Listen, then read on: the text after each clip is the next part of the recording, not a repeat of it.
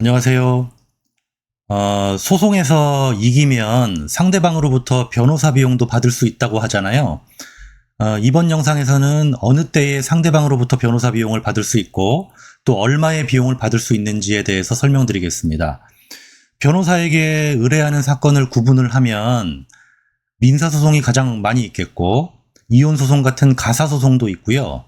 국가나 지방자치단체를 상대로 하는 행정소송도 있죠.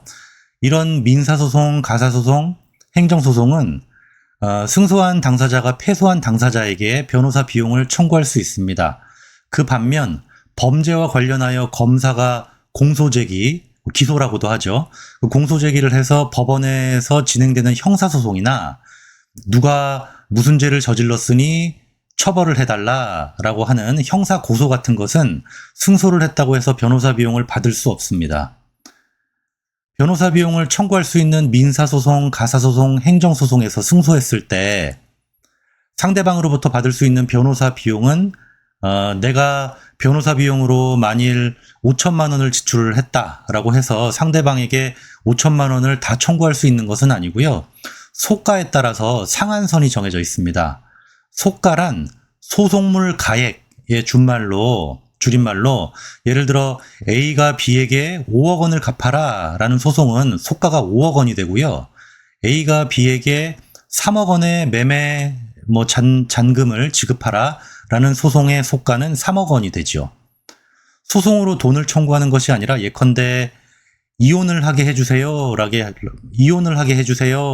그런 소송같이 청구 내용에 돈이 안 들어가는 소송도 많이 있는데요. 그런 소송은 법령에서 소가를 얼마로 한다라고 따로 정해 놓았습니다. 그래서 어느 소송이든 소가가 정해지는데요. 소가가 얼마인지에 따라 상대방에게 청구할 수 있는 비용의 상한선을 변호사 보수의 소송비용 산입에 관한 규칙이라는 법령에서 정해 놓았습니다.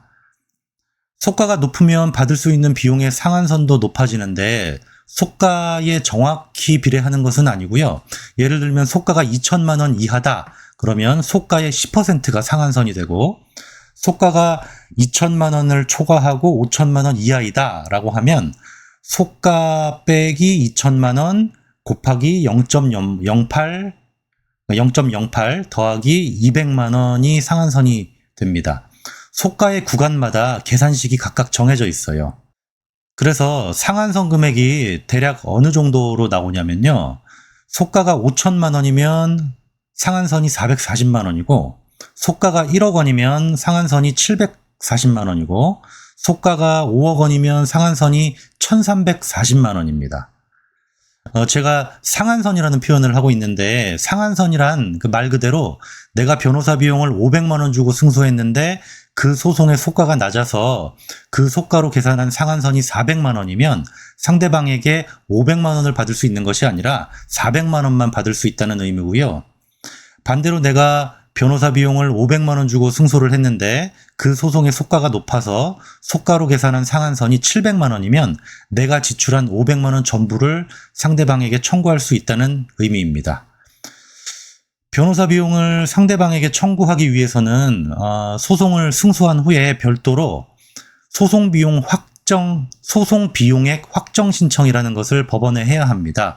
소송 비용액 확정 신청은 내가 얼마의 변호사와 인지 때 송달료를 얼마를 지출했다라는 것을 법원에 신청을 하고 법원은 상대방에게도 그 자료를 보내서 의견을 받은 후에 법원이 계산에 맞게 금액을 확정해 주는 절차입니다.